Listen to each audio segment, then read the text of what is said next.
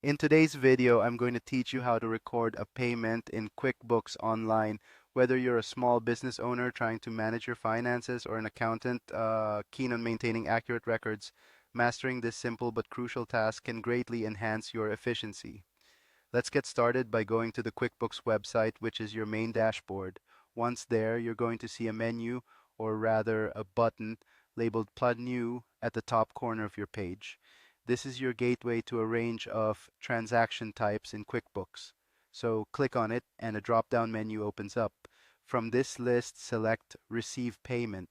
This is where you'll be entering the details of the payment you want to record. Now, you'll find yourself on the payment entry page. The first thing you're going to do is select your customer from the drop-down list.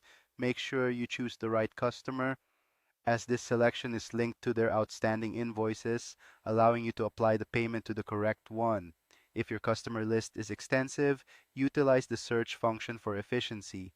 Next, type in the amount received. It's important to double check this number to ensure accuracy, as this will directly affect your bookkeeping records. If you're adjusting this payment against specific invoices, ensure these are manually tagged after entering the amount for the system to account for them appropriately. Moving on to the payment method, you'll select Payment from the drop-down menu. This helps in tracking how payments are coming into your business. Choose the one that was used by the customer. Perhaps they used a check, online transaction, or any other method your business accepts. Once you've chosen the payment method, click on Credit Card. If a credit card payment was used, this ensures QuickBooks captures the transaction accurately and reflects the right payment stream in your records. This step is crucial for reconciliations and reporting later on. Finally, once all the details are filled in and double checked for accuracy, you're going to click on Save and Close to save this transaction into your QuickBooks records. This will immediately update your customer accounts and financial reports within the system.